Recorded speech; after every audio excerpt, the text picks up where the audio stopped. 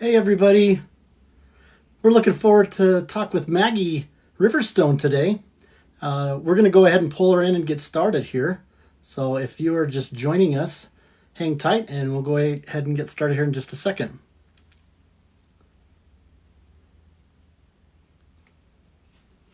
Hey, Hey, how you doing? good. How are you?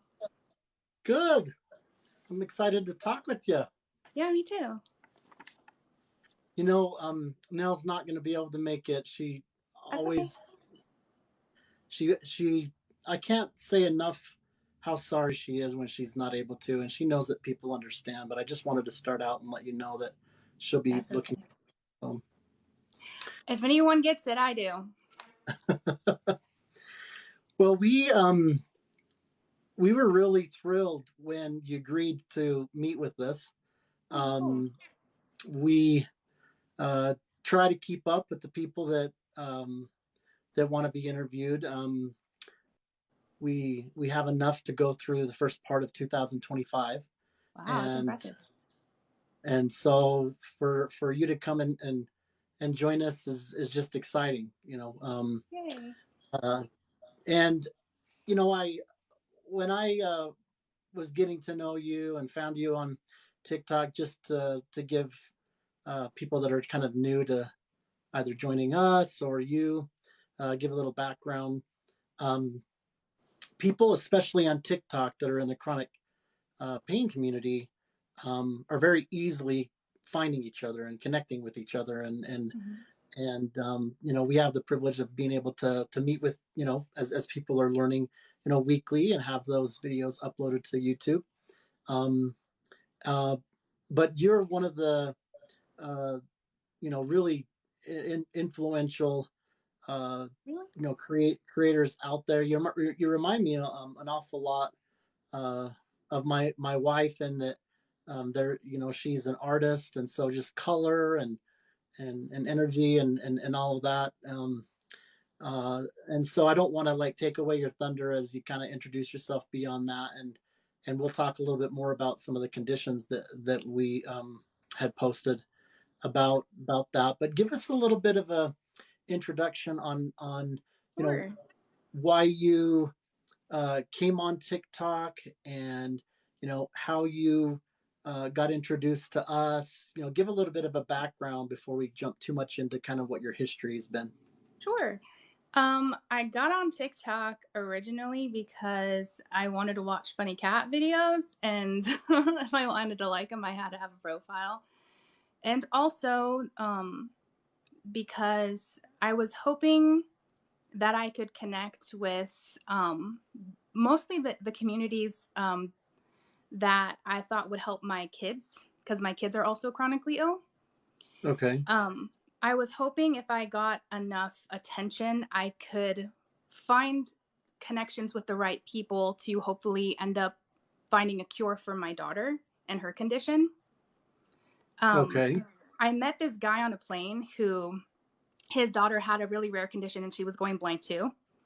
And a friend of a friend ended up knowing this like really famous football player, and he donated a ton of money for the research with her rare disease, and within like a couple months they found a cure and she was cured. And it sounds Yeah. like, wow, money really does make the world go around. Like money does, like, it's the difference between people Whether you finding get care cures. sometimes. Yeah, or Yeah, cures. because Yeah. a lot of the problem with finding cures for rare diseases is money. It's just Yeah. money, and nobody cares enough. So that's why awareness is so important, so that people can give money so that we can find cures. And I Yeah. was hoping if I could make enough noise and attention, I could help my kids. Doing that. And I really didn't expect to have this many followers because half of the stuff that I post about is just stupid. It's not. It's just No, random. no, it's Um, not. It's not but I stupid. have. I love seeing the people that we talk with have a lot in common, but there's just so much unique diversity that all of them Mhm. are different, right? And Yeah. I think that's a beautiful thing. Like for example, Nell oftentimes isn't able to be in front of the camera or be on lives, and so she has these packages of presence, kind of recordings, and she'll kind of put that out there, and be able to speak, her heart to those that are suffering out there.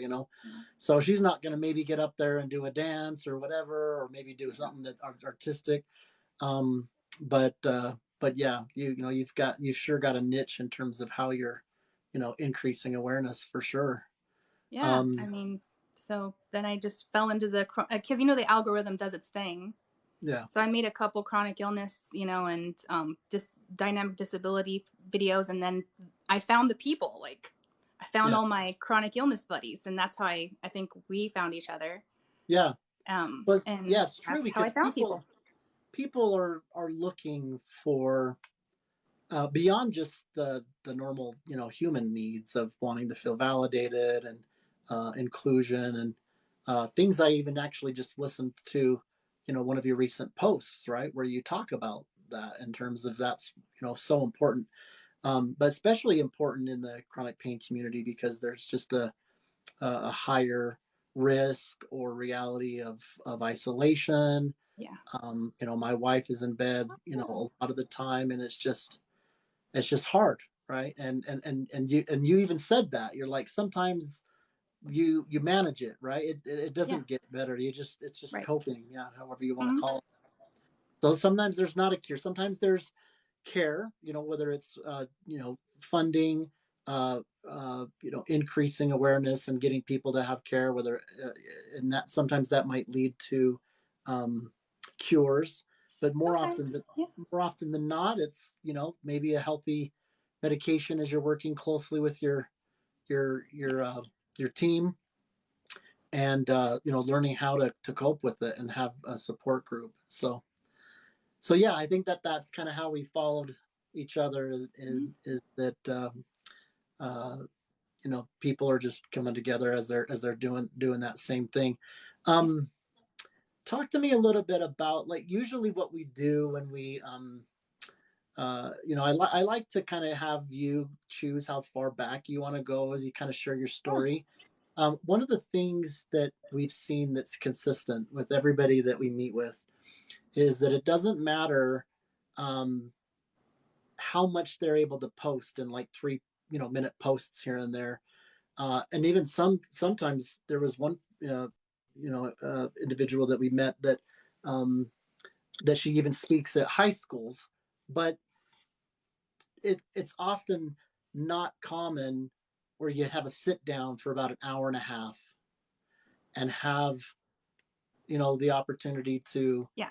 go into deep. And so I'm really hoping that people that may you know closely follow you, or they may know you pretty well, will actually have an opportunity to learn a lot more about you that maybe you haven't even shared before in this forum. Yeah. There's not a um lot of time in 3 minutes. yeah, yeah. And so, as you know, we'll be uploading this to our YouTube channel, and I'll let you know when that's there, and then you can do Okay. whatever you'd like with that in terms of directing people there and things like that. But go, take us back however far back you want to go, and it doesn't have to be, as you're probably also aware, in that pain comes in many forms. And so sometimes people will talk about how yes, they've got some medical conditions and things that are happening, but it could be that they have grief happening. They mental and emotional. I think you even mix a little bit into talking about how ADHD, right, comes into to play with that. So it Yeah. doesn't have to be in a box in terms of, Mm-hmm. okay, I can only talk about physical pain. So yeah, I'll just turn the time over to you and just go back and kind of talk about how your story unfolded and how you started learning about these things. Okay. So actually, it was about 6 years ago. Um, it was random. So I have 3 kids, and I had really really rough pregnancies and deliveries, and you think that I would have gotten sick like at that time, but that wasn't the trigger. I don't really know. Bear with us here. We have a little bit of technical difficulty. We got disconnected from her real quick here, so let me get the invite going again. Huh? That's okay. Okay, so 6 years ago, my daughter, I remember she was about 2, my youngest. She's almost 8. So I can't think of anything that triggered it. Like, I wasn't sick. Like, I didn't get, a lot of people, they say like, oh, I developed a cold or a flu and I just never got better. That's not how it was for me. I was fine. I was great. We were going, like, we would go hiking for like miles into the mountains with the kids, and I was going down water slides at Pharaoh's Lost Kingdom. We were busy, and I've always been a very active person. I've always either been in dance or karate or gymnastics or something. I've always had a lot of energy. And for the first time, I couldn't get out of bed. I had severe fatigue. I thought there was something wrong with my adrenals or my thyroid or something. I experienced like hair loss, like hemming on handfuls, dyspnea, like shortness of breath, and fainting spells out of nowhere. And it all came on all of a sudden, and I didn't know what was going on. And at first I went to the doctor trying to find answers, and all the blood work was normal, which I hear so many people say, like, oh, your blood work is normal, you're fine. Nothing's wrong with you. Yeah. Nothing's wrong with you. It's in your head. And so for a long time, I was gaslit and told it's just anxiety. You're just a tired mom. This is normal. And I knew, like, something didn't feel right. I knew what was normal for me, and it wasn't normal. Like a 20-something-year-old shouldn't be feeling the way that I was feeling. And I just listened to them. I believed them. I'm like, they're the professionals. They know what they're talking about. They wouldn't steer me wrong. And for a long time, I just suffered for a couple of years. And then my best friend, this is like a weird coincidence, but my best friend ended up getting sick about the same time as me. And she ended up having totally different illnesses from me, but a lot of the same symptoms. So she ended up with lupus, Sjogren's, a bunch of other like autoimmune problems. But we had some of the same symptoms. And so as she started actually getting answers. So as she was getting answers, she was like, well, maybe you should go talk to them about this. Maybe you should see this specialist. And she was encouraging me to keep pushing. So we became like spoony sisters on top of being best friends, because it's hard when you're really isolated, when you're sick. It helps to have people you could commiserate with that don't feel like you're just complaining all the time. Because it gets old. Some people, they get tired of hearing it. Like, oh, you're still sick. Like, it gets frustrating. Yeah, exactly. I'm glad that you bring that up. I'm sure that the viewers and people that are watching this can really relate with that, is that it's a very defining time when relationships and friends kind of get tested. Yeah. And people that value you because you were maybe the life of the party, and now all of a sudden you're needing to have some, be serviced, or, you're needing to be listened. And they're just like, well, sorry, that's not really why I liked you, And so it could be and we also kind of call that a blessing. It really is a blessing, right? We don't need, people we don't need those kind of people in our life. And it really weeds out like who's like there for you and who was just, it's true, kind of using you for your personality or whatever. Yeah. I lost a lot of friends. I lost a whole community of people, and it ended up being better for me. I got really close with that friend we're still really close to this day. And so then I started getting other symptoms, like really random symptoms, and now I recognize them as comorbidities to my main condition. And I started going on Facebook groups and like forums and like listening to other people with the same symptoms. But you're young, you're supposed to recover fast. Someone said, but you're young, you're supposed to recover fast. Yes. Yeah. That's the kind of things you hear. Well, I had my own family gaslighting me, saying like, are you sure this isn't just in your head? That kind of stuff, and so I was like, no, I'm gonna figure it out, and then I'm gonna have them diagnose me. That's what I figured. Or give me a differential diagnosis. Because, I was a unit secretary and a birth clerk for 5 years at a antepartum high-risk hospital, children's hospital and mother-baby hospital. So I have some basic knowledge of like anatomy, physiology, medical terminology, and that type of stuff.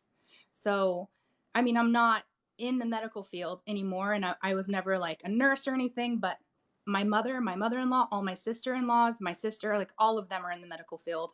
So I'm familiar with it. Yeah, a little bit more familiar. And so I just did my own research and looked into what it could be, even if it's something rare that they wouldn't normally check for.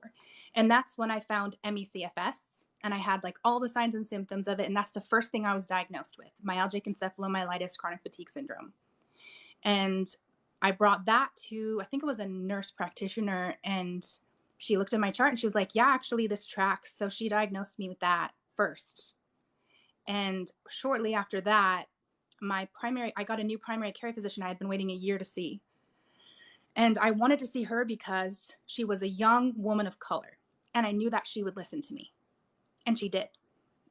She sent me to an endocrinologist. They said, no, it's not your thyroid. She sent me to a bunch of different specialists, a cardiologist, a neurologist. And finally they said they caught the POTS. They did a tilt table and caught the POTS. So they they were start like, getting okay. more to the root of what's causing your muscular and your tissue, right?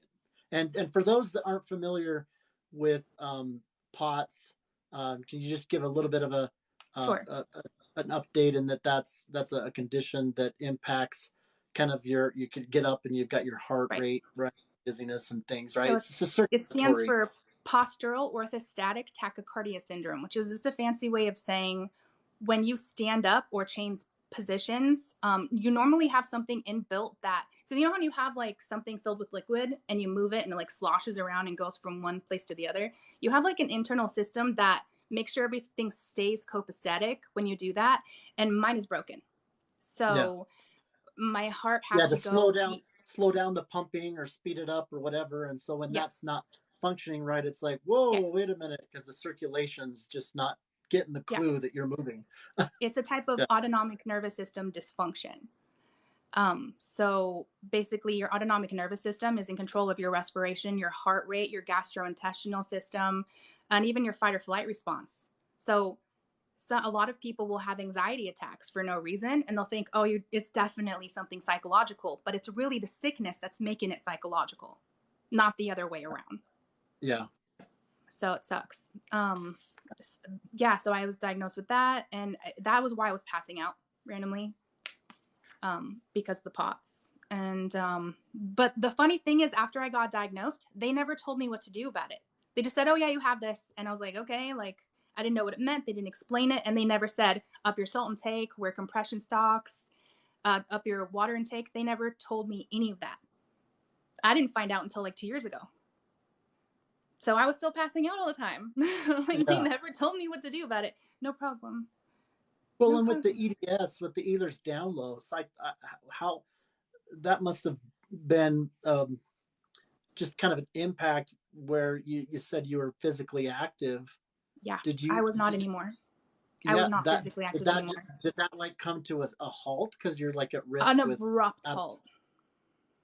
Yeah, they did look for pituitary tumors. They looked for all of that, and they couldn't find anything wrong. They couldn't find anything wrong with my endocrine system, nothing. And my T4, T1, they checked all of that. Everything was normal. So actually, it was definitely POTS. And the thing that I had the worst of is post-exertion malaise. And that's when, the way I describe it is, it's like I'm a broken iPhone and my battery is always only half charged. And when I do anything at all, use any apps or whatever, it drains that battery down to zero very, very quickly. So some people use the spoon theory. I use the battery theory because it feels more accurate for me. It's just, I never charge 200. And the more I do, the faster it drains. So I pay for it. And the way I pay for it is flu-like symptoms. So for me, it's low-grade fevers, chills, like shaking chills, in bed, have no energy. Like the other day, I was so sick from post-exertion malaise that I was just trying to turn off a video that I was playing on my phone of like rain noises. And I fell asleep halfway through trying to do that. Through trying to hit pause. Like, that's one of the things that I think is important to stress when it's dealing with anything chronic.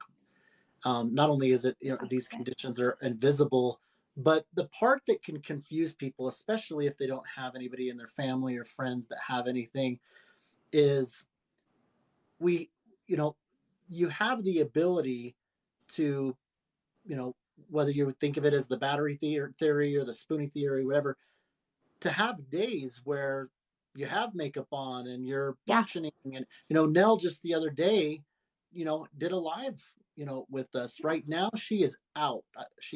I think she was wanting to try to, get, and I don't know if she even knows that I'm live right now. She's that out of it. Right.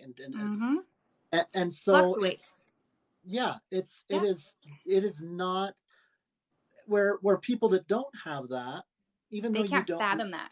yeah, you can't, we none of us can kind of, plan what the day is, but for the most part, we have routines, and you can kind of, go to Yeah, work, and and they don't get that. They think that what they're seeing right now is is what they're it going to see for the rest of the week, where could be 2 days from now, you have no makeup on, you're just like what, and chronic people are pain. Yeah, sharing some of that more and more, right? People yeah, are sharing a little bit for that more and more, yeah, and I have to keep reminding myself that it's common that we talk with people and people have come together, but I remember before we got into any of this that I hadn't met anybody that had anything that my wife is going through, and it was really. like that. It was like that for years. I didn't have anybody in the community, I didn't know anybody online. Nell's problems are pretty serious. And I remember just feeling so isolated and alone. And that Yeah, started changing, with the connections that we were making. And then we yeah, ended up getting invited to go to Good Things Utah, a local television show. And that was, something that allowed for us to kind of start talking about it. And now it's just like part of normal conversation. But I can guarantee you that there's someone that will be watching this. And it may be the first time that they start realizing, what? There's a community out there, or there's always going to be that first time. There's 1 point, I think it's 8, I want to say 1.5 or 1.8 billion people around the world with chronic pain, and not all of them are fortunate enough to have that connections, to yeah. know that they're not alone. And that's what drives us, and I know that that's part of what you feel your shared mission is as well. So let's continue. Enough about me and that. And um fibromyalgia is kind of included with that. And you mentioned how you've got some core conditions, but then there's comorbidity. Comorbidities. Yeah. And that's basically just saying you've got conditions that are all kind of connected with each other, Yes. right? There's Yeah. a Comorbidities are just conditions that overlap, like the Venn diagram, and you've got mhm. overlapping things. It's just something that medical professionals have noted. People with A also seem to get B a lot.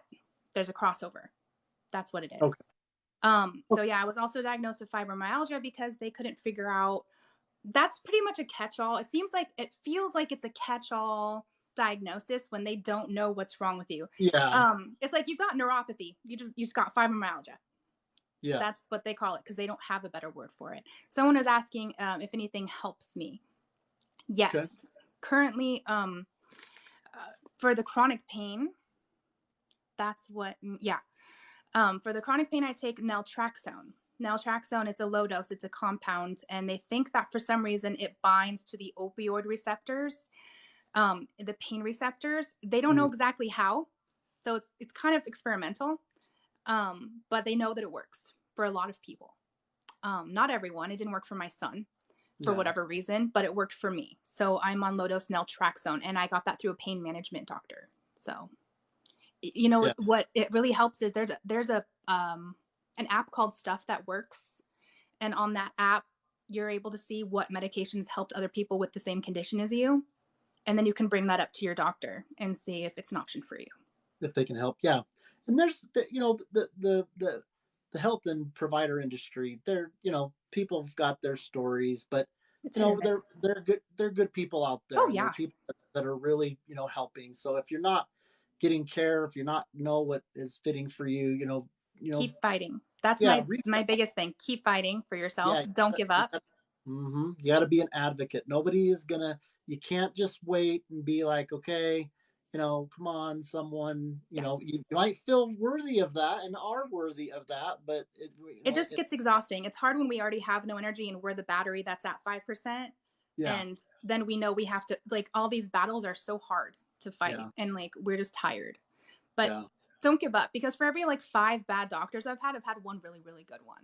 And yeah, it was worth finding the one really good one. yeah. Nell's got a good team. We got a team of people actually that are right now, Same. and it took a long time Yes. to get there. So yeah, keep asking questions Yes. and and um and and Yes. and benefit from knowledge, right? I mean, whether it's, hey, you know, I'm new here, and I'm going to go and poke around at some of the people that are following you because I want to meet friends, or whether it's, wait a minute, I've just found someone that has what I have and I need to go and pick her brain a little bit. Yes. Yeah, just there's a lot of good people that are here, all wanting to help, and they have that empathy because they know how miserable it can be.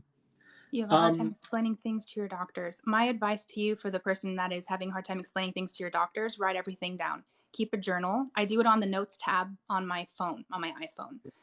Every yeah, time I have certain symptoms, I take pictures of everything, because sometimes, and it sucks to say this, but sometimes doctors don't believe you. If they can't see yeah, it, it's not real. So if you have anything weird, take a picture of it. They didn't believe my son was urinating clouds of blood until I took pictures of it.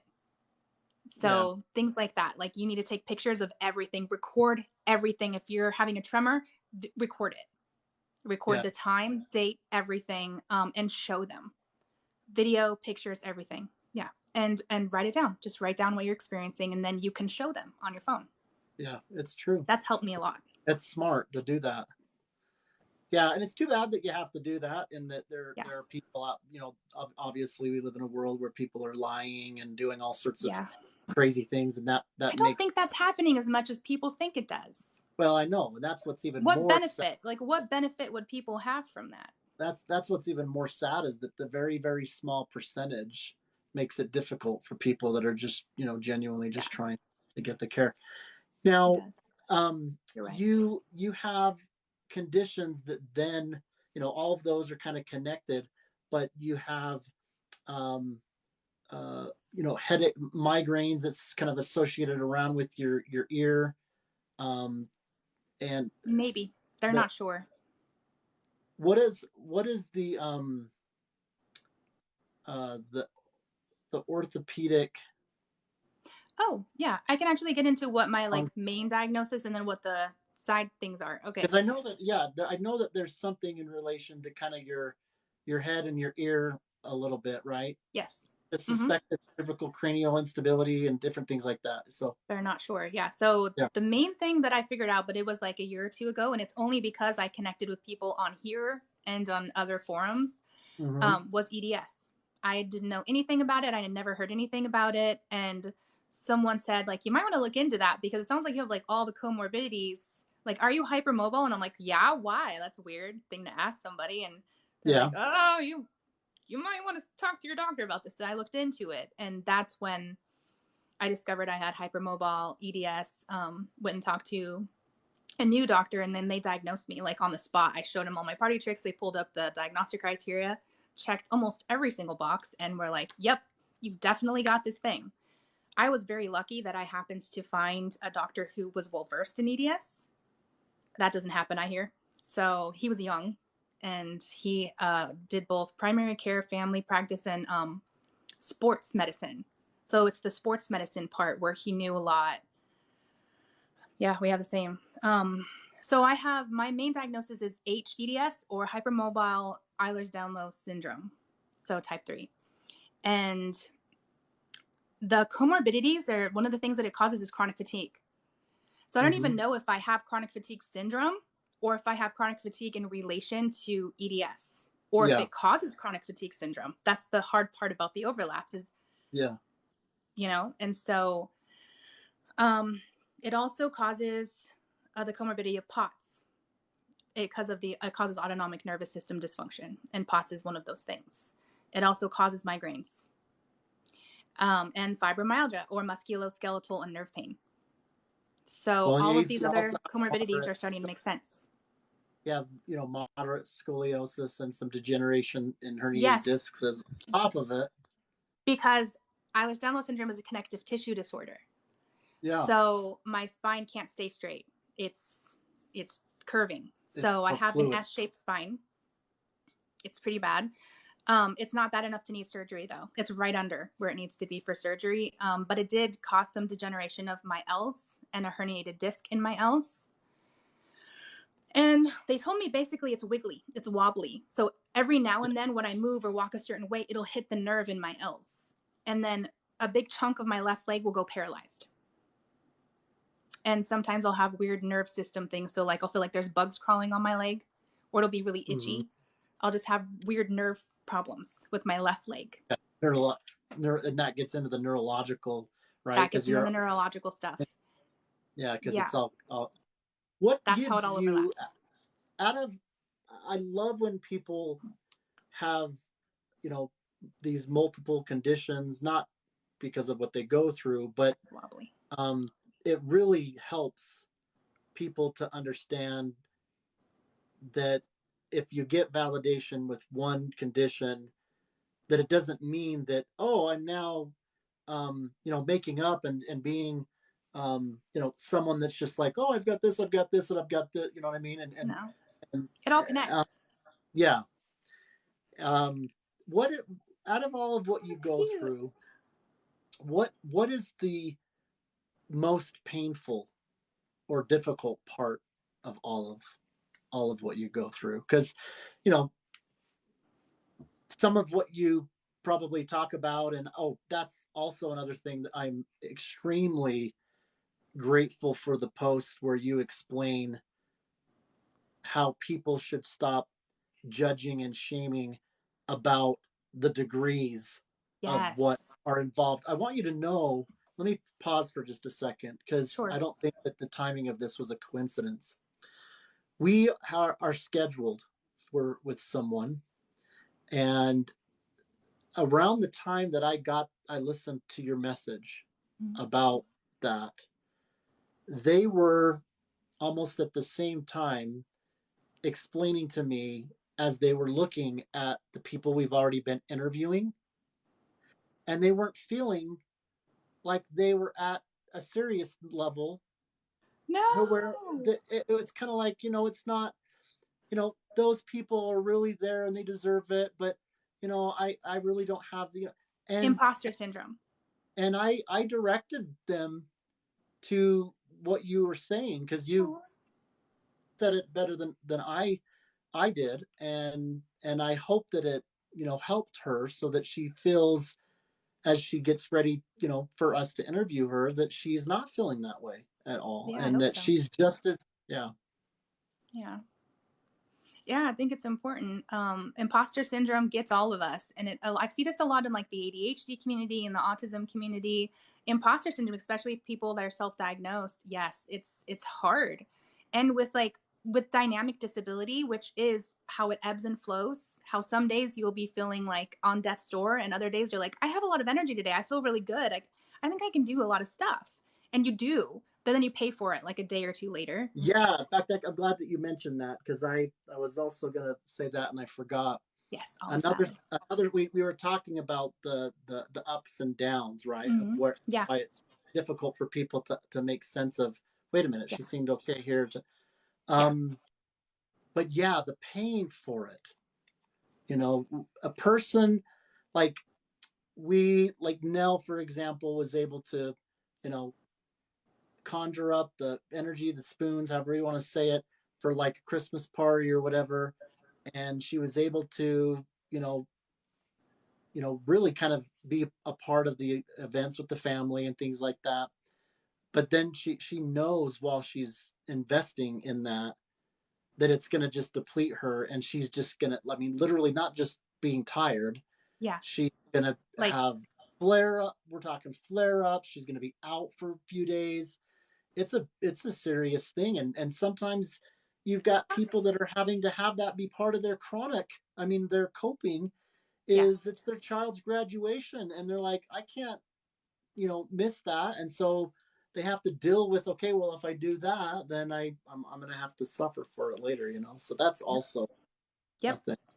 And it's you pick your poison. You pick the days that you're going to do fun stuff, understanding that you're going to pay for it later.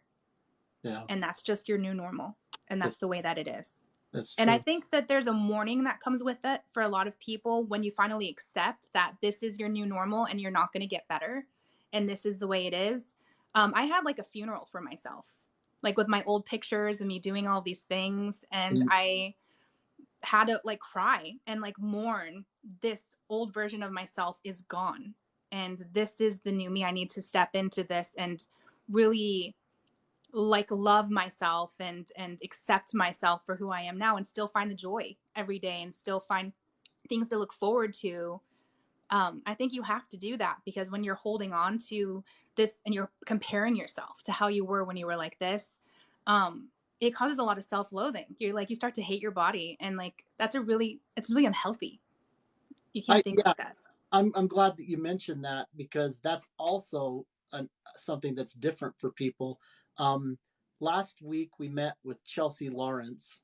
Her username is TANZ Chelsea, if you're not following her. And when we brought up that topic about grief, she I was shocked. I have never heard anybody say that. She doesn't grieve. She doesn't. She's, I don't know. She's got something inside of her in that she's not going through that. And I thought, I was kind of taken back by that, because most people, like you're talking about, like Donnia Trapp was the one that we did the week earlier, and she had cancer, and she was a TV station host and was Wow. active like you, and skydiving and all Oh, of this. wow. And she ended up getting lymphoma Oh. and going through chemotherapy. So her life went through a halt. But as I recall, that was something that she went through in terms of that grieving. Caregivers Oh go yeah. through that. I was gonna And then say, my husband's going through it right now.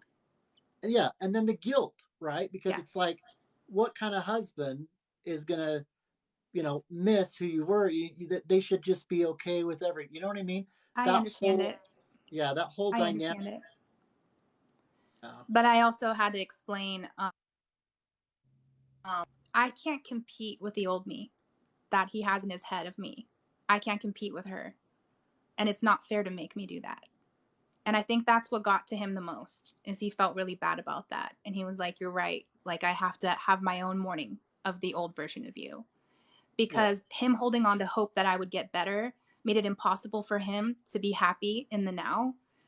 Because he sees the love of his life like waste in his mind. He's like, I feel like you're wasting away. I always pictured we grow old and get sick and whatever from natural life, but like this would yeah, happen when we're really old, not now.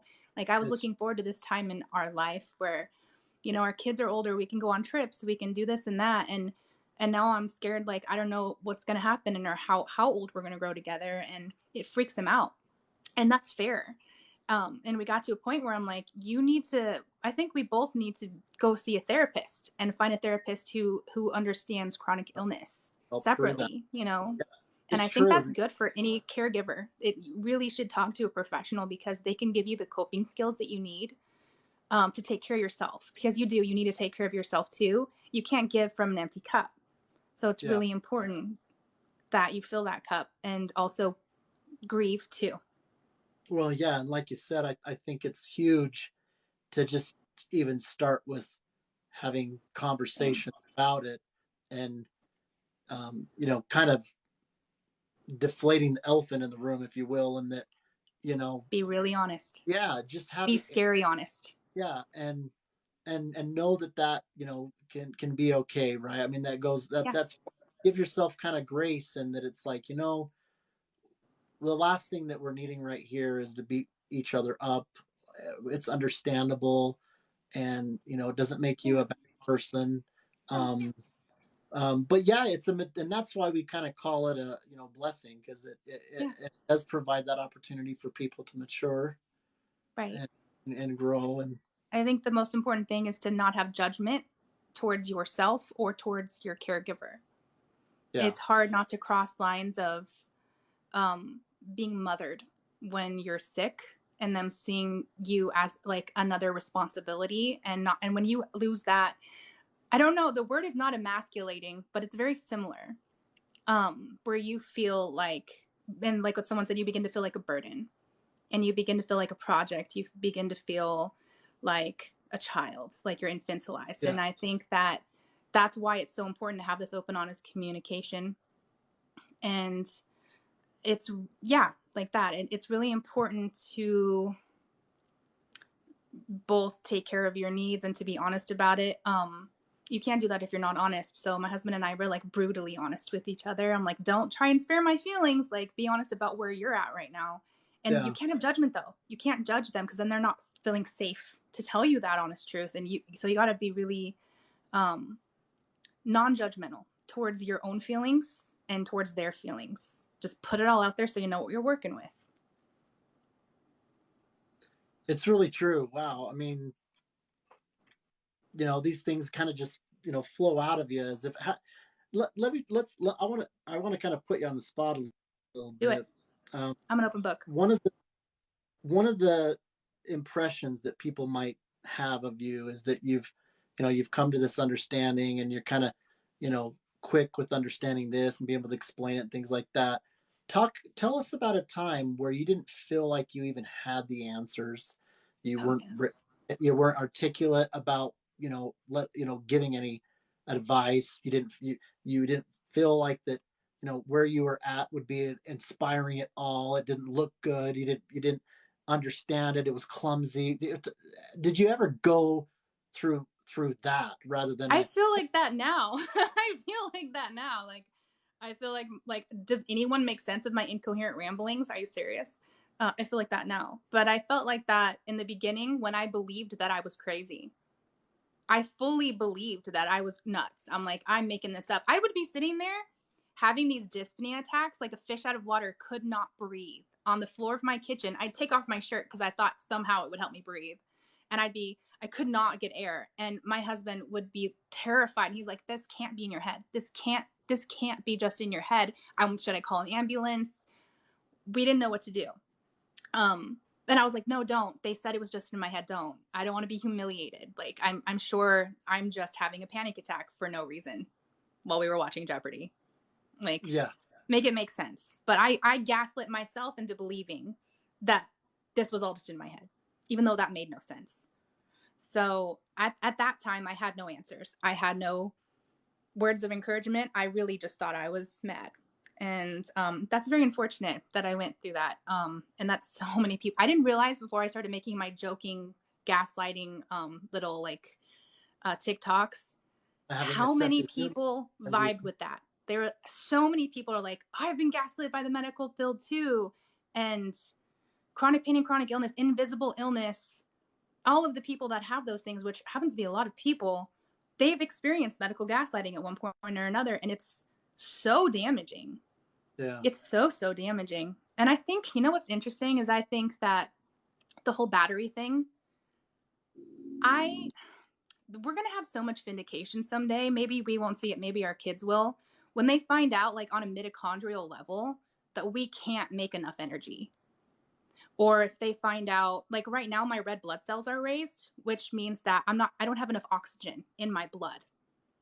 That'll make anyone really tired if they're suffocating from the inside out. And so my red blood cells are going up really high, which happens in heart failure and cancer, by the way. And they're seeing that, like, I don't have enough oxygen. And my heart rate sometimes goes down into the 30s, and then it jumps up into like the 200s randomly, which could be sick sinus syndrome. I see my cardiologist next week, and we're going to talk about more things we can do to figure out what's going on. But it's not in my head. The dyspnea attacks are me being air hungry because I don't have enough oxygen. And now I know, but for so many years, I thought it was crazy. I was sitting on the kitchen floor, crying, not able to get air, thinking I was nuts. And really, I was suffocating from the inside out. And that sucks. That sucks that medical gaslighting delayed me getting answers. I mean, it's been 6 years, and I'm just now finding out that I might have an issue with I don't have enough oxygen in my blood. That sucks. Like, my body's making my POTS symptoms got a ton better because now I have more blood volume because my red blood cells went up, because they were like, oh, you don't have enough oxygen. We carry oxygen. Here we go. And so now my blood volume's gone up, and I'm like, oh, wow, I'm not passing out anymore. This is great. But really, it's a sign of heart failure. So just another thing is breaking. And that side effect is helping one of my symptoms while also making me worse in another way. So that's another thing, is our symptoms will come and go, where they'll switch. We'll have, I had fevers for like 2 years straight. And now I don't have those anymore, but I've got rashes. Like I'll break out in like these inflammatory rashes, like all over my body, and they're super itchy. And like, I don't know why. I don't know why that's happening. They're like, it's not lupus, it's not Lyme, it's not Epstein-Barr. They're like, it's probably mast cell activation syndrome. So I'm being treated for that. But it's Mm-hmm. like these little fires keep happening and they keep trying to put them out. And when one gets put out, another one pops up. And you feel like your body's kind of just rebelling against you, or just like, we're done here.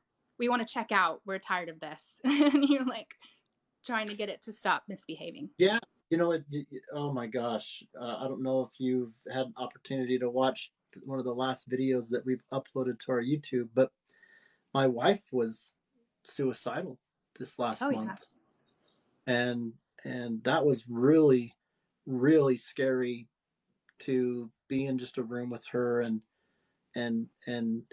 hear some of the things that she was saying, and it would have been scary enough Yeah. to have her talk about how she's just, feeling down about it, or in a state Yeah. of kind of being despair, or, I am having these thoughts, but, I really just need some help. And so I'm just kind of concerned when you are having, when someone's telling you that Yeah. they've made a decision, they've Yeah. got the plans. Yeah. She even wrote, if you guys haven't listened to that, I'd encourage you to go and click on the link on our bio and go and watch that. But I read in that video what started out as her goodbye letter. She was actually leaving the goodbye letter, and then it turned into what I would miss. And I've never read anything more beautiful than what she, had wrote. So absolutely that, people, um, they're still suffering behind the scenes, and there's just way too many people, and it can happen to anybody. It Anybody. surprised her. That's something that she loves us. She loves her little granddaughter. I mean, you think that because of who you are and your values that you would never, seriously get into that place Yeah. where, and you need to be careful, with that, right? Because that Yeah. it I think it's so can, stigmatized. I think that we don't talk about it enough.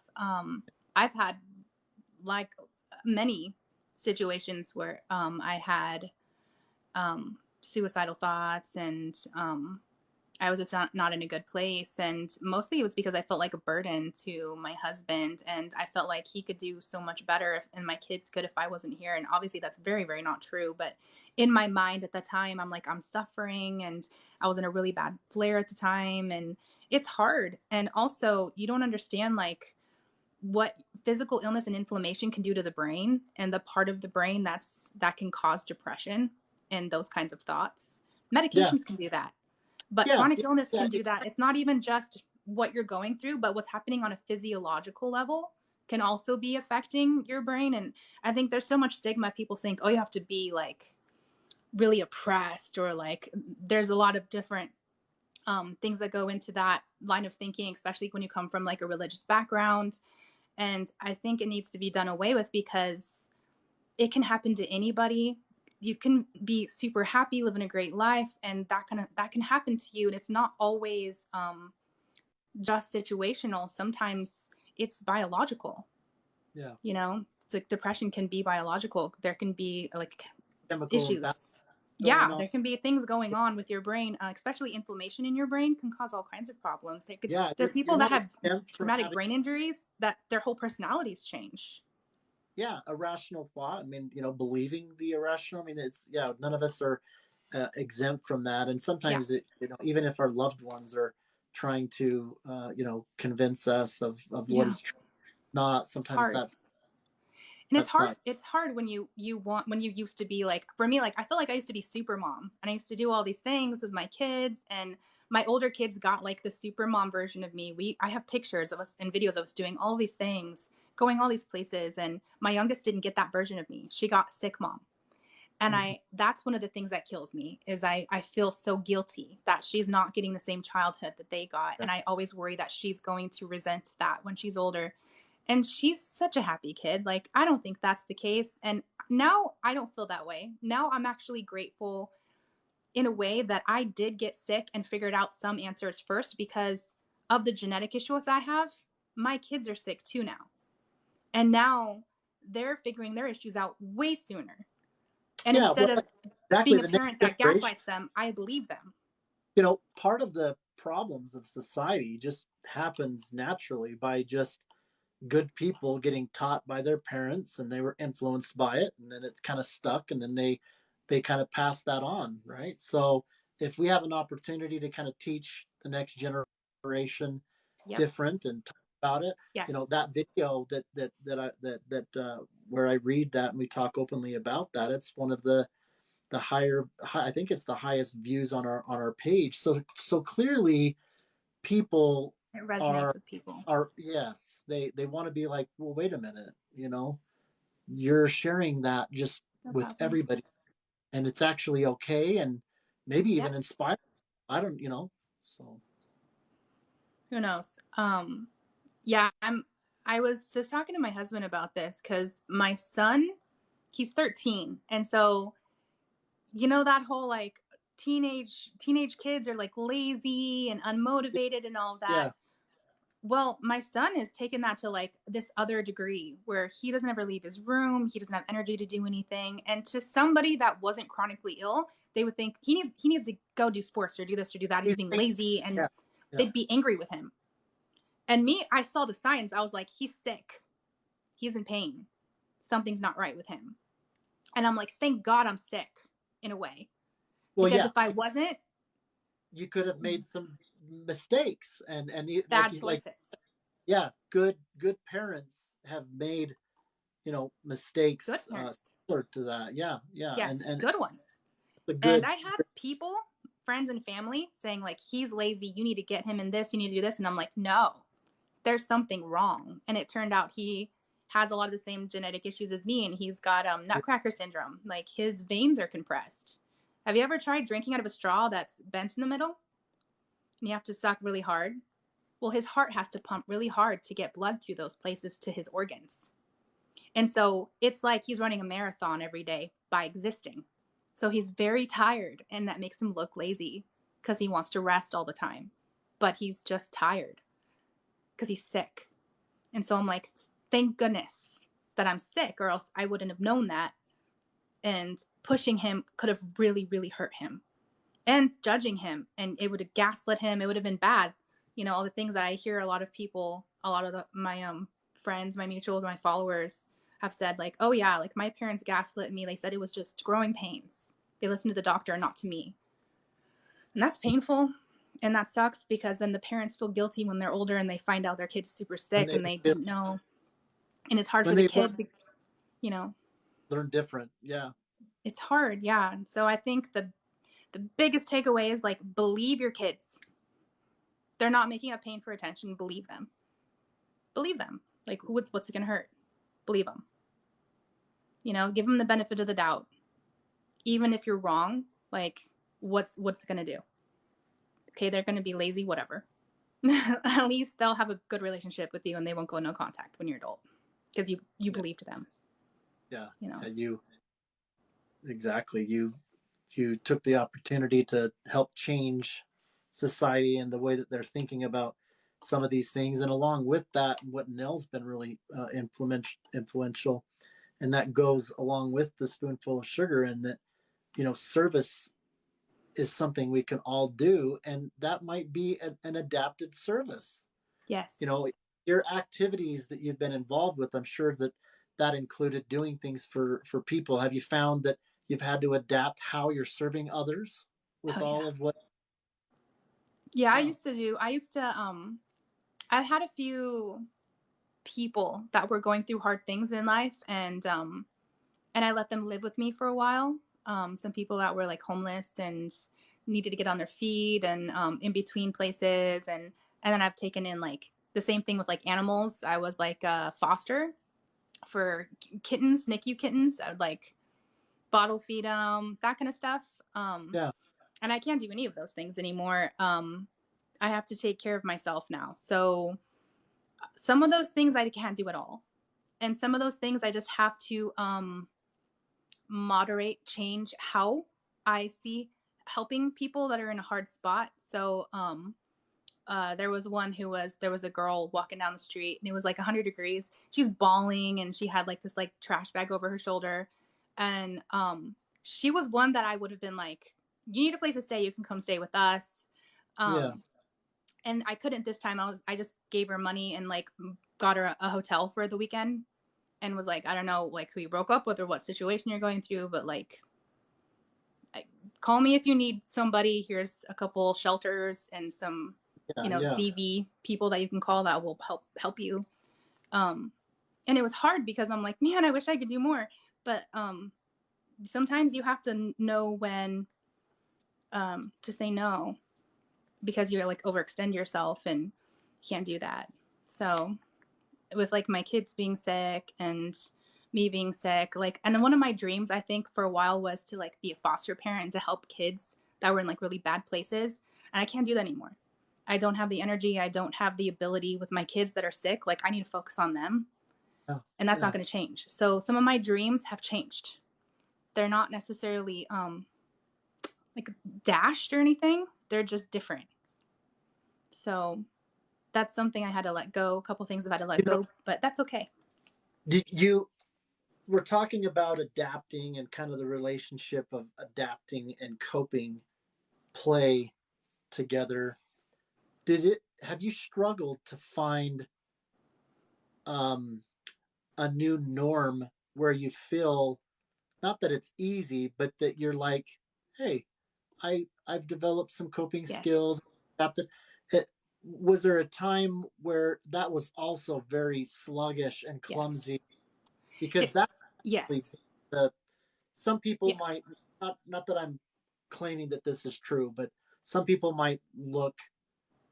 I'm going to play that little bit of devil's advocate. Sure. They might look at you and be like, she's not struggling with coping, she's not adapting, it's not it's easy, it's easier. Maybe there could be a perception that it's easier than someone that's more visibly like I'm really struggling, right? But you can relate with them, and that oftentimes is what is really difficult, is just developing what's lacking in you. You're not born with the coping skills. You're not born with how to adapt, and so you got to go through that, and are still going through that yourself, right? Right. So some of the coping skills I've learned is I'm pattern seeking because I have autism. So I started just noting the patterns. So I would realize when I did something, depending on how much of something I did, I'd count how many days or hours it took for me to get sick and how long I was sick. So I keep a diary of crashes. And then I saw a pattern. And then I was able to start planning my life around that pattern. Like you said, there's a graduation. I didn't do anything 2 days before the graduation or 2 days after. Not appointments, nothing. So I have to live in the future a little bit. I plan things out months in advance, and I don't do anything the days after a big appointment or before a big appointment. I whatever it is that I do, I have to plan everything, and I have to communicate with the people around me that at any time I could cancel plans. At any time I might not make it. I might have to say, sorry, I can't, I'm too sick. So let's pause there for a second. So part of your experimenting to discover, what's working for you, that anybody that's going to be in your life is going to have to be a participant in that.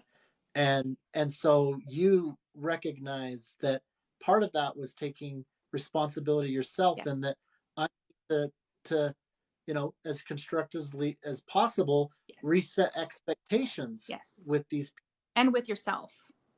Be kind. And understand that rest is you recharging the battery. Sometimes that doesn't go well when with family and friends, even sometimes when you're trying to, even the best efforts, if it's anything other than, this is how I want you to be in my life. This is how I want to serve you. I don't want to have to adapt myself. That's Right. fine for, I've got my problems, you got yours. Cope Yep. and adapt with how you want to, but I'm already doing enough adapting and coping on myself. Why should I, even though I love you, do that more? Those You know, people, I had that happen. Those people aren't in my life anymore. I don't have time. I don't have the energy, the spoons, whatever you want to call it, yeah, to waste on people that either I have a couple can't invest. different ones, but one is people that pretend to like me and don't. I don't have time for that anymore. I don't play social games anymore. I like to believe I have pretty good intuition. And so, you know how there's certain people in your life that are like frenemies, or that maybe you know from a club or a church or something, and they're fake nice to you and they make plans with you, but it's just to one up you or something, like the keeping up the Joneses type people. Yeah, yeah, Those people aren't in my life anymore. Those yeah. people are not No, allowed in my life. Some of them were related to me. Those people are not in my life yeah, anymore. no, it's true. We went through that. It was painful, and you guys um, don't mistake in thinking that um I'm that was easy for you. I'm sure that ripped your heart out, It right? was And that really these hard. are, yeah, Yeah, I don't talk to because my siblings, either of my siblings anymore, at all, yeah, whatsoever. Um, I you have to protect your peace. It's so much more valuable when you're sick and your time becomes more valuable. And I choose to spend it with people who enthusiastically love me and who will move mountains to make life easier for me and me uh, for them. Nell is gonna love, she as she learns more and more about you, she would just want to give you a hug through the phone, because Oh, she's you know bless our family's heart, especially the ones that do put an effort. But that's a whole other story to get into in terms of what they have to grapple with in terms of trying to you know yeah. make that decision to say, you know what, I don't want to be that person Mm-mm. where you feel like that you had to decide that I can't be in your life, right? And so I at least need to do something different.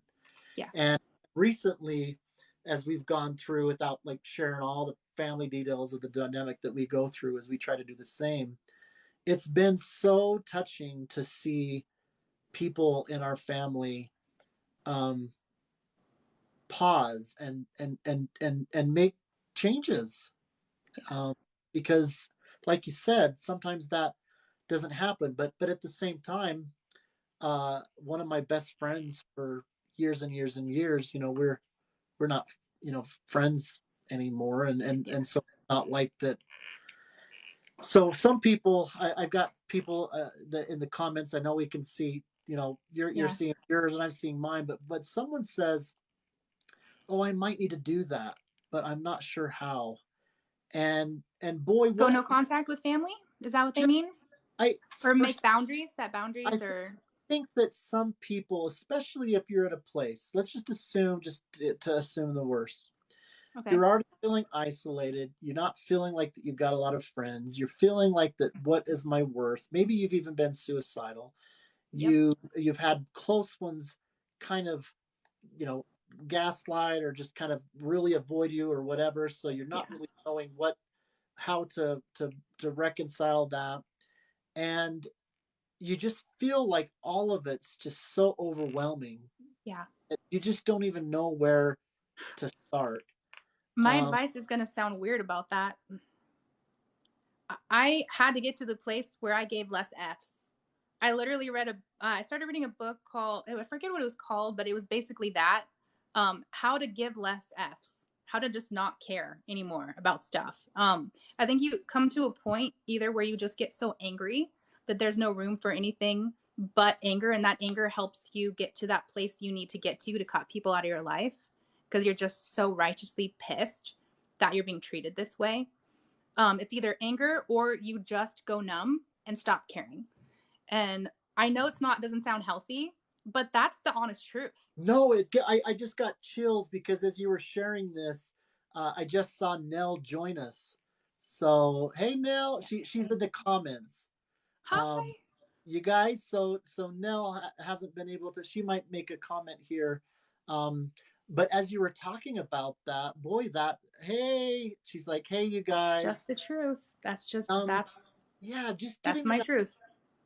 and hopefully, people can get to that point Same with the where grief. it doesn't have to have so much anger Yeah. or It doesn't have to shouldn't. be a It shouldn't take that.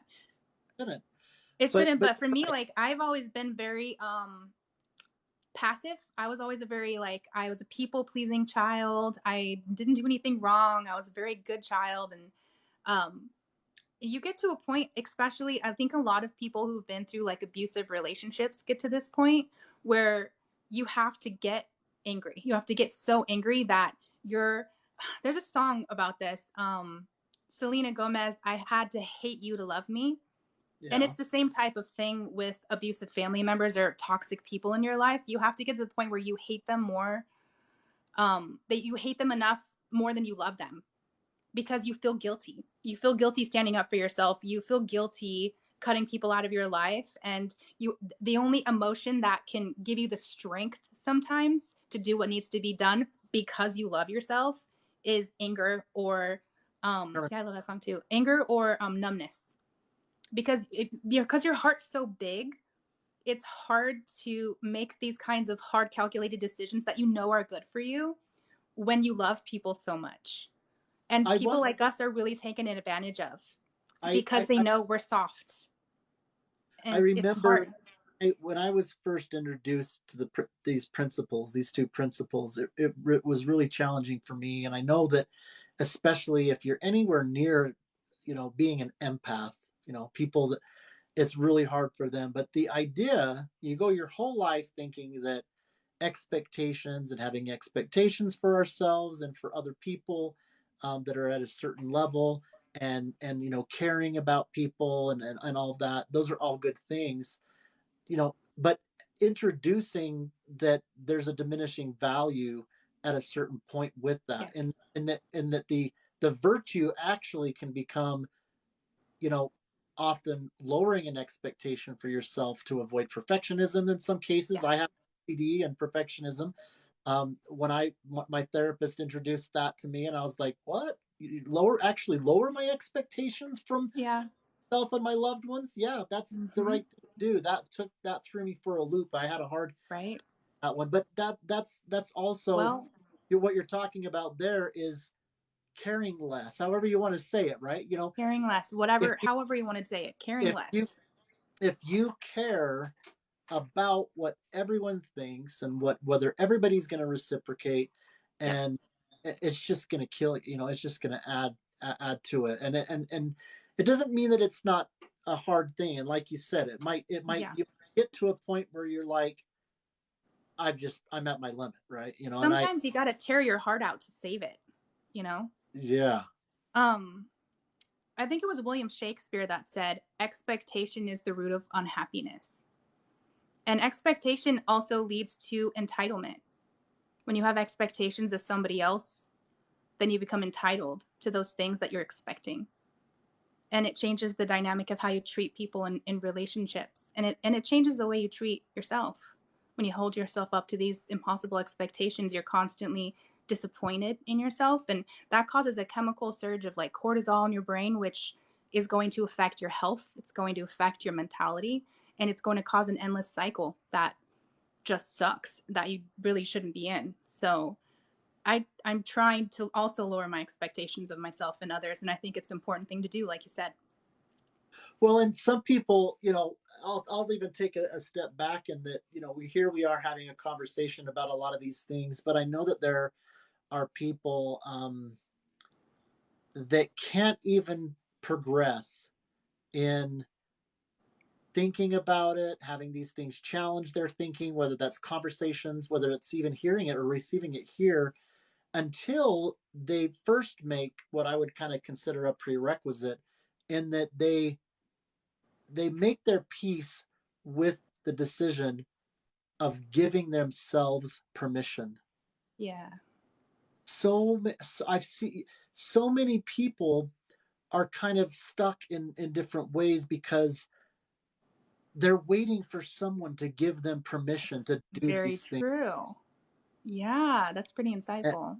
and so and that's kind of, whether or not you had already had that insight, or maybe that's something that, Yeah. adds to what, you've been, talking about. I think it's obvious for people that part of the success of what we're talking about that we all want to have for ourselves is that none of what we're talking about can even be made possible if you're Right. hung up on, nobody's given me permission to give myself permission. You're telling me Yeah. that I get to, you see, I could have done and this whole time. yeah, Yeah. um, Yeah, it makes and sense.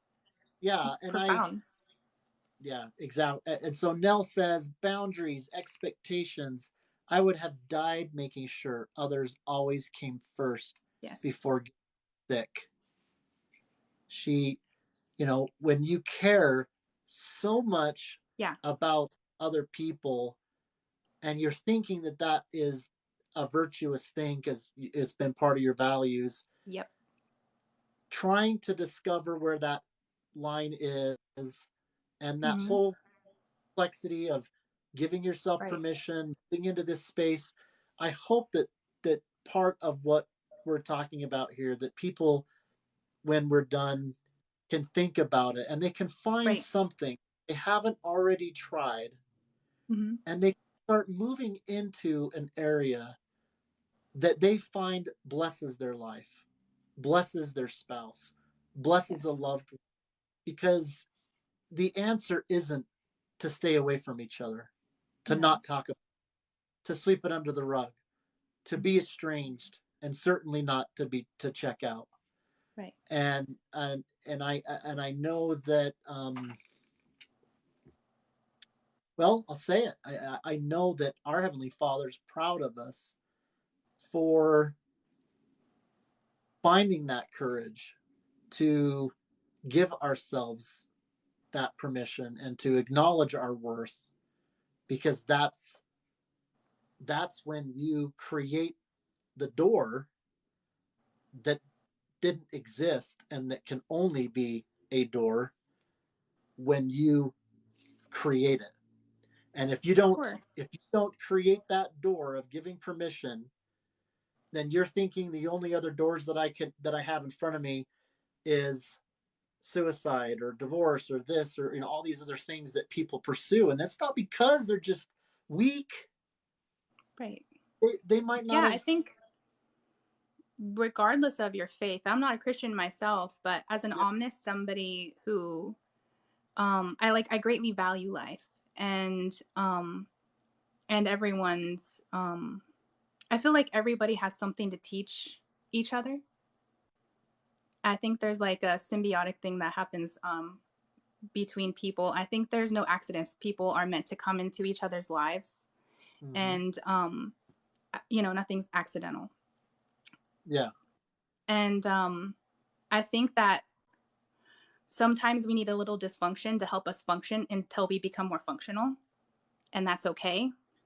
that's what Nell, you're singing. Like I said, I know Nell's gonna to love you as she gets more familiar with you. But she talks about, disruption, right? Yeah, And you have to how that break cycles. has to. Yeah. Yeah, I And think she it's said, important. Communication's, I think, the most important thing, whether it's through like people who are taking care of you, with your doctors, with family members that are like, people don't know what they don't know. I think it's really, really important, like with that earlier video that's like, you don't have to have the worst version of your condition to talk about it. yeah, Communication is so important. And I think, like you said, giving yourself permission to make mistakes and to be loud or whatever it is that your shadow self has been suppressed into not being. yeah, Um, I think when you're sick and you feel like you're dying all the time, you just, there is a part of you that just stops caring. You stop caring so much about what people think, and your priorities shift. You don't have time for that anymore. You don't have time for that nonsense. Your time is precious, and you just, I just don't have, I don't care. I don't care anymore. Um, and so my values shifted, my morals shifted, everything that I thought was important shifted. And it was kind of for me all for the better. Really, I got really, really close with my family. We stopped caring what people thought about us. We became more authentic. We became more real. We became more honest with ourselves and with each other. We became less judgmental, and I think more kind. And another thing is, some of those family members that were kind of estranged, some of them got sick. Some of them came back when they went through all the COVID stuff and ended up having their own like panic attacks and like their own like psychological issues from some stuff that they saw. Mm-hmm. And they were people that didn't really believe in mental health care before. They didn't believe in panic attacks. They thought that you were just weak. And they came back and apologized and were like, I'm on medication for this now. And Yeah, he they used to look. talk about it all the time. And so I think that while, yes, sometimes you do have to shut doors to people that are draining the little bit of energy you have left and that aren't being supportive and kind, also keep the door open.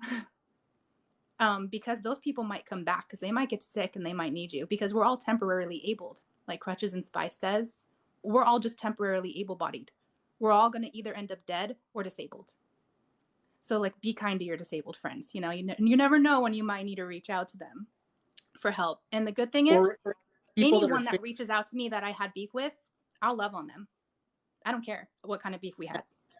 you know, I think that I would also maybe say, you know, how the people that are failing along, you know, you've got people that um, have moments of where they're successful and then they'll, you know, fall short and things like that. I mean, I know that, um, you know, anybody that decides that they're going to put an effort, um, it's so meaningful when Mm-hmm. when you guys um, embrace that to whatever degree it's at and still balance not giving people a pass. So Yes. just because you say, oh, okay, you've decided you want to be in my life, that's great, and you're putting some effort, great. Cool. That doesn't mean that you need to be like, all right, well, BFFs. you Yeah. know, I'm gonna try to force myself for being happy with, you know, this level. No, you and You at the can same forgive time, without forgetting, yeah, you know. and You can it still have doesn't mean, boundaries. you know, you don't have to be. It doesn't mean you need to be entitled and be like, oh well, you know, you're not going to have it. You're never going to Yeah. be at this level. So even though you want to be in my life, I'm going to kick you out. You know, No. so yeah, you guys have a unique position to kind of be in to where you know you make that sometimes difficult decisions of trying to be, you know, satisfied with what people are doing while at the same time talk to them, and whether that's boundary setting or helping them understand what they need to be doing differently, you know, Sure. and and that's what you're kind of saying Yes. is talk Yes. to each Talk. other. You Talk know, to each other. if you're not happy or if somebody's doing something or if they have too many distractions, you know, talk about it and figure out a way of what could be done differently. Because you know, just because you have these conditions doesn't mean that you have to just Yes. settle with Someone whoever's said you going can to be in also your. move on without forgiving. You can. I mean, maybe not in your faith, but definitely in mine. You can move on without forgiving. If that's not a healthy thing for you to do, don't do it. I don't think it's going to cause major issues. It hasn't for me. There's a lot of people I don't forgive, and that's okay. You do whatever you need to do to heal. Or so yeah, save it for another day or whatever, right? And that kind of Whatever. that Yeah. goes that goes along with giving yourself permission, right? In terms Yes. of trying to be like, okay, well, wait a minute, you know, trying to force myself to forgive or, you know, heal Yeah. right now doesn't have to be in a No. box, you know.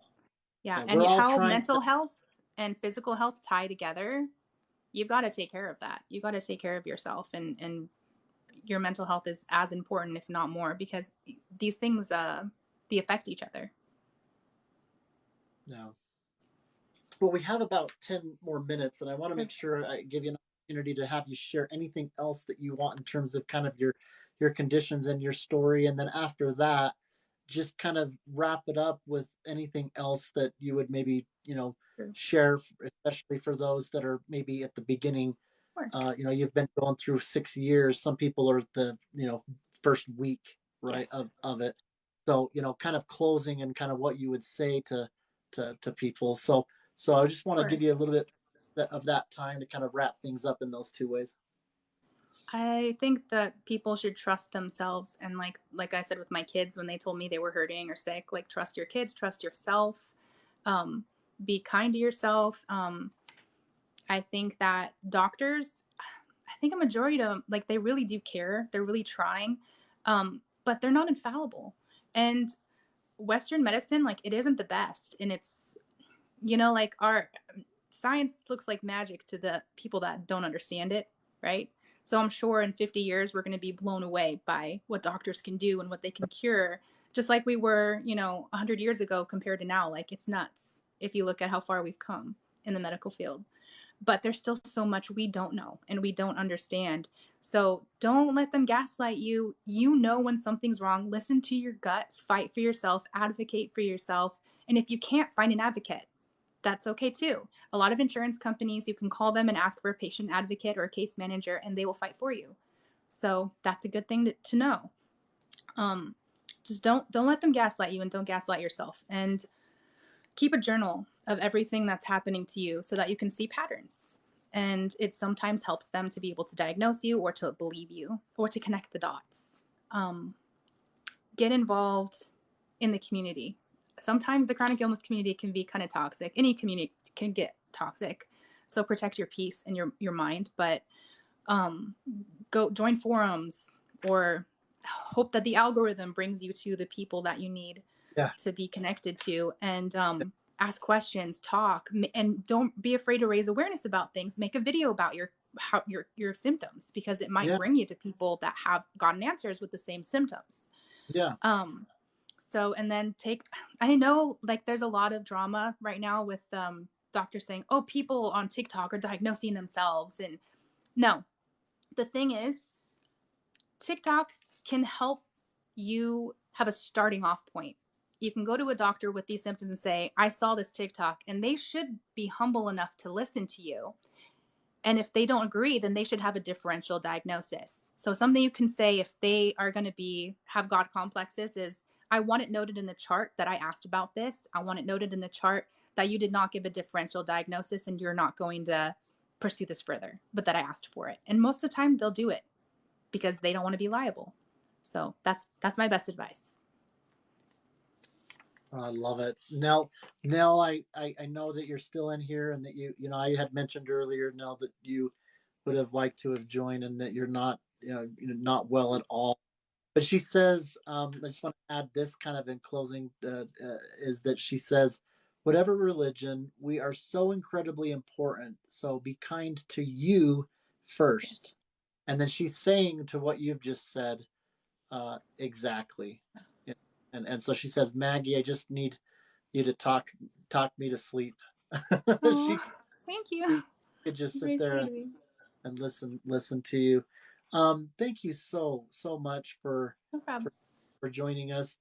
As I tell people, this is kind of just the beginning of, we keep track of your information, and at least on an annual basis, get a Zoom call, or a Zoom, and so we like to bring people that we've interviewed and have them have an opportunity if they want to come back and just kind of be all a part of a Zoom, call family and Sure. chat. Yeah, Oh, I so love that. yeah, so kind of watch for that, and Okay. uh, whatever degree that continue not only doing what you're doing, but thank you for with what you're doing in terms of you help draw people to what we're doing as well. So there's more information if people are interested in the link in our bio. And next, we usually meet Thursday. Next Thursday, I am Marshall. I don't know if you guys know him, I.am.Marshall, but he's next Thursday. But Tuesday, we're going to actually have Sherry. Her user is SHERRXOXOZ. We're going to do a Tuesday call. So join us Tuesday, 6 p.m. Mountain, and then next Thursday at 6 p.m. Mountain. And we again also all this is uploaded to YouTube. So Okay. thank you again. Thanks. you. Thanks everything you're doing. You're a great inspiration for a lot of people. Cool. Never thought I'd be that, honestly, but Oh, you I'll are. take it. No, you're Either helping a that lot. or a cautionary tale. Got to be one or the other, right? No, with Nell and I both feel it was an incredible pleasure to meet you. So Oh, thank you. It was nice to thank meet you guys you so too. much. Okay. Goodbye. Have a good night, everybody. Bye, everyone.